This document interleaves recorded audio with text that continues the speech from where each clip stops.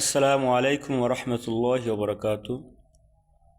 বিশ্বনবী সাল্লাল্লাহু আলাইহি ওয়াসাল্লাম উজুর সম্পর্কে অনেক হাদিস বলেছেন। তার ভিতরে উজুর একটি অন্যতম হাদিস হচ্ছে আল্লাহ রসুল সাল্লাল্লাহু আলাইহি ওয়াসাল্লাম ইরশাদ করেছেন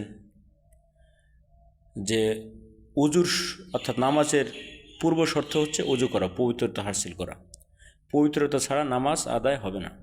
এই জন্য আমরা যখনই উজু করি, উজু করার সময় উজুর যে শুরুতে কী বলতে হয় অনেকে আমরা জানি না। বিষয়টা ছোট হইলেও আমরা সকলে শিখে নেব। বিসমিল্লাহি আলহামদুলিল্লাহ। উজুর শুরুতে আমরা বলবো বিসমিল্লাহি আলহামদুলিল্লাহ।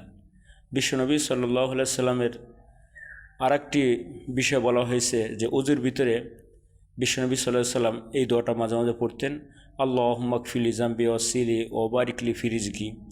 অর্থাৎ এই দোয়াটা পড়লে আল্লাহ পাক তার রিজিকের অভাব দূর করে দেন, তার বাড়ির প্রশস্তাকে দান করে দেন এবং সব বিপদ আপদ তাকে দূরে সরে নেন।